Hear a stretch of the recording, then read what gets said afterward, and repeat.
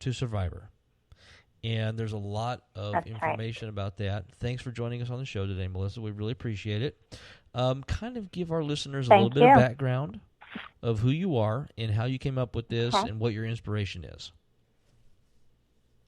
Okay, yeah, absolutely. So, From Victim to Survivor is a company I started after working for years, focusing on victimology, focusing on vulnerable populations.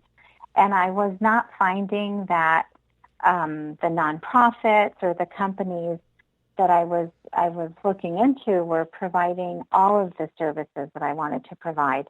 So I got to a point in my life where it was good timing, and I thought, well, it's time to start my own company and do it my way. And I love it. It's grown tremendously. And what I do is basically I go out and I train, and I present, and I go into conferences as a keynote speaker, and I talk about victimology. I talk about how vulnerable populations are affected. But a little bit different, what I do is I have a very wide span of population that I try to reach. And so, whereas you'll find companies that work with victims or companies that work with first responders or with perpetrators, I work with all of them. So I go across the gamut because I really feel that everybody plays a role in victims' lives, and we have to look at all of them. We can't just address one because that would be like putting a Band-Aid on something. So I basically go anywhere and everywhere, and that's national, where anyone's interested in victimology. Now, with your company and everything that you do, specifically, you're talking about Mm-hmm. victim to survivor. Now, is that specifically like for domestic abuse? Is it for abuse towards LGBT community? I mean, how exactly does that victim to survivor fit in? I mean, where does the basis of that start? Sure. Well, I'll tell you. So the mission statement of my company is to connect with any who relate to or care about abuse on any and all levels. So basically, that's any type of victimization that occurs. It tends to be a lot of trauma related, whether it's domestic violence or sexual violence. Those are two of my main areas of expertise, but I do trainings on bullying. I do trainings on life skills. I do trainings on anything that makes any population vulnerable. I work a lot with the LGBT. And as you mentioned in the beginning, with the new administration, we have some people in our community who are fearful now for things that they thought they didn't have to fight for anymore. And so I'm finding that a lot of the demands for my trainings and what have you are from the LGBT or from people who want to support LGBT, but they're not sure how. So it's like diversity type trainings and stuff like that. So the whole concept of victim to survivor is it's a transition. So when one is first hurt or traumatized or bullied or whatever term you want to use, they're a victim. They're at a moment where they're vulnerable, they feel weak, they're scared, they don't know where to turn. And so the idea is to work with them to get them to the survivor place, the place where they're a little bit stronger. Um, and so really it encompasses every population, special needs, people who don't speak English, foreigners, anybody at all that's needing that service or who is interested in helping people, from any of those populations. Now, how exactly did you actually get started doing this? I mean, was there a specific type of pathway that led you to the creation of from victim to survivor? Yeah, kind of. I guess life itself tends to push us in a direction or another. So I had quite a few challenges as a youth and as a woman, and it just got to a point where my studies got so far, and my goals and my desires to reach certain people that it was a way of giving back to the community, of paying it forward, if you will. And And so it just came to a point where working in other agencies was not meeting, the focus of everything I wanted to do. And that's where I had to become my own boss rather than following anyone. I had to lead, and in that transition of becoming my own company, I've used my books in my presentations. So I've published 9 books, and they're all about vulnerable populations, and they all address different aspects of the populations. And so I use them in the presentations. They're very well received, and that transition helped me to become more solid in my company. So I really don't think like 20 years ago I would have been ready. It's just something that progressed to a point where it just seemed the next logical step, where what I wanted to do needed a platform from which to do it, and that was my company. Yeah, and so you mentioned your books and everything. I mean, I kind of perused your website a little bit. So you've written different books on different subjects that have to deal with victims becoming survivors and how to move away from that. If you were to pick from the books that you've published, okay, which do you think would be the actual strongest one for the average person that to actually read and understand, that actually could maybe change the awareness of people that are not familiar? Right. Well, I have one of them is actually called Victims and Survivors, and I have a part 1 and part 2. And those are a series of short stories. They're all local stories of work that I've done in shelters and soup kitchens and hospitals and police departments and on the streets.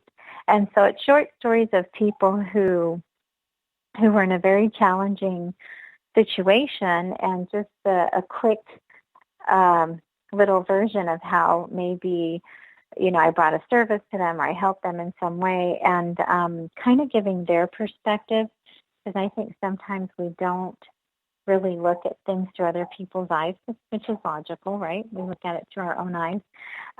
But to build that empathy, which is one of the main purposes in a lot of my trainings, is to build empathy and understanding. That's what I use in those 2 books. So it's called Victims and Survivors, and then Victims and Survivors 2. And like I said, it's a real easy read because they're short stories. I love quotes, so every little story comes with a little quote. And when I'm using my books, or if I'm doing a training with victims, I use quotes a lot. Quotes are very inspiring. They can motivate people in different directions, and a lot of times that's all people need to kind of feel like they can move on with their lives. Okay, now we kind of talked a little bit, or you mentioned earlier about the current administration, and we've been talking kind of about that over the show tonight. It seems like there's coming a time where there's a lot of uncertainty. We have communities that have just recently finally been given the rights that they have deserved for a long period of time, and now it's pushing towards a point where we think that, or the possibility of losing those rights is in the near future. Right. We've seen more bullying in schools. We've seen more bullying in the workplaces based on gender identification, on Hispanics that are being bullied, Asians being told to go home even though they're American citizens that were born here. How are you going to be able to help people deal with this new version, or this extended version of you don't belong here because you're not like us? Because that's kind of what it looks like it's starting to turn into me. Yeah. Well, I tell you, the diversity trainings I do, I go out and we talk about that. So depending on who I'm talking to, if I'm talking to people who feel that way, they've been treated that way, then we talk about safety planning. We talk about what are some things you can do to feel safer, to be safer. We talk about their insecurities. If it's people that don't like those people, and like I said, I go out to everyone, And I think everyone needs a safe place where they can express themselves. So if someone doesn't like somebody for a reason, I think we need to hear it out and find out why and try to maybe see it through their eyes to maybe reason with them and say, well, have you thought of it in this way? Or try to build some empathy so maybe they can look at things differently. I know that the insecurities I see, it reminds me of a sign I saw in one of the marches.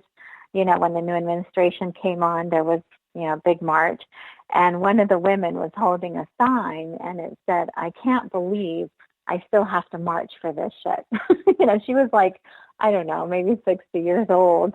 And clearly she had probably walked maybe in the 60s, and it just caught my eye. And I go, how sad that we had come so far. And now you're right. People are insecure. They're afraid that they're going to lose some of the privileges they earned, that they've gotten over the years that we fought for. And now they're insecure. Some of my friends who are gay or lesbian, they quickly went to get married because it's like, oh my God, before they take it away, or the ones that were adopting were trying, well, let's get this procedure going because just in case, and it's really sad. It's really sad. I know a few actually that have gone back into the closet, which makes me very sad. But everyone has to do what they have to do to feel safe.